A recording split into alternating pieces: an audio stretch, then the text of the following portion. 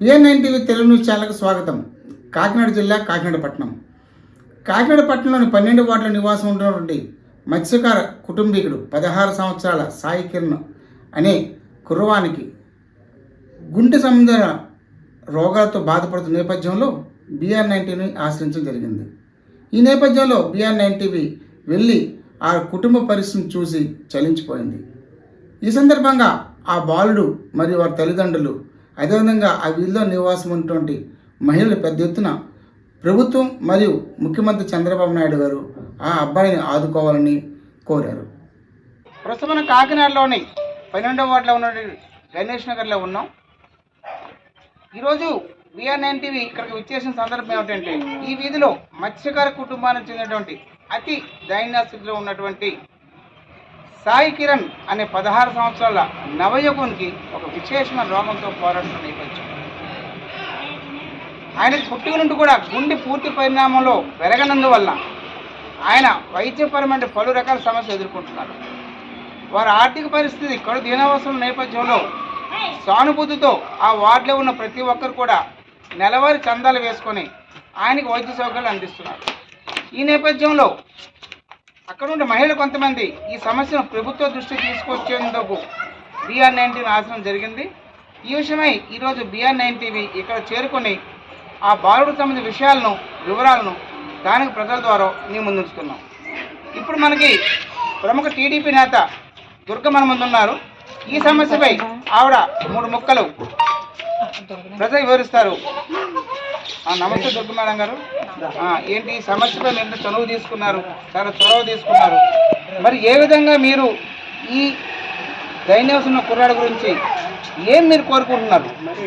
ఈ అబ్బాయికి ఒక కూటమి ప్రభుత్వం ద్వారా, మా కూటమి ప్రభుత్వం ఇప్పుడున్న పరిస్థితిలో ఈ అబ్బాయి ఉన్న పరిస్థితిని వాళ్ళు గమనించి ఈ అబ్బాయికి ప్రాణభిక్ష పెట్టాలని చెప్పేసి ఆ ప్రాణభిక్ష కోసమే మేము మా కూటమి ప్రభుత్వాన్ని అడుగుతున్నామండి. ఎందుకంటే ఇదే సిచ్యువేషను, ఇటువంటి సిచ్యువేషన్ ఒక అమ్మాయికి మేము 2019లో చూసాం.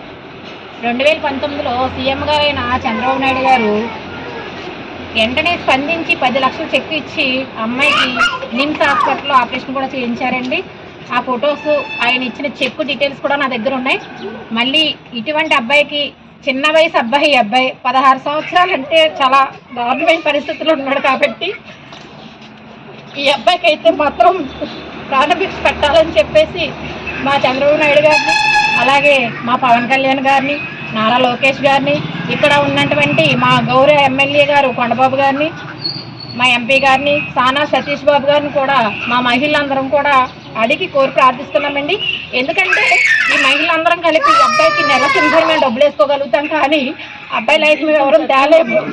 పెద్ద అమౌంట్ వీళ్ళది. ఏంటంటే వీళ్ళు వేటకెళ్తేనే కానీ వీళ్ళకి ఇంట్లో గడని పరిస్థితి. చూడండి, ఆ రేకు షెడ్లో ఉంటున్నారు. ఆ చలికి అబ్బాయికి ఇప్పుడున్న పరిస్థితికి ఎంత కరమైన పరిస్థితి. చలిలోని వీళ్ళకి ఒక సొంత ఇల్లు కానీ ఏమీ లేదు. అలాగే వీళ్ళ పాప ఇంటర్ చదువుతుంది. ఆ ఇంటర్ కూడా గవర్నమెంట్ స్కూల్లోనే చదువుతుంది. కాబట్టి అమ్మాయి చదువును కూడా గవర్నమెంట్ ఆదుకోవాలని చెప్పేసి ఈ అబ్బాయికి ప్రాణభిక్ష పెట్టాలని చెప్పి కూటమి ప్రభుత్వాన్ని అందరం కలిసి మహిళలందరూ అభ్యర్థిస్తున్నామండి. ఇప్పుడు బాధ్యత తల్లితో కూడా 2 విషయాలు మాట్లాడదాం.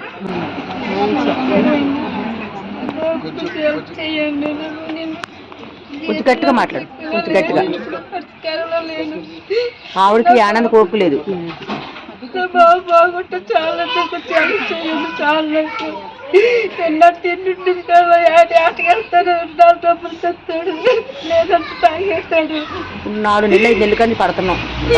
చెట్లో పడి బతుకుతూ ఉన్నాను నేను. చెట్లో ఉన్నాను.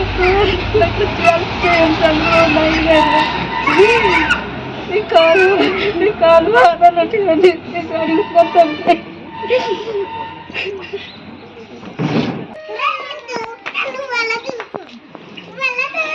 చూసారుగా, వాళ్ళు మానవతా దృక్పథంతో ప్రభుత్వాన్ని వేడుకున్నటువంటి పరిస్థితి.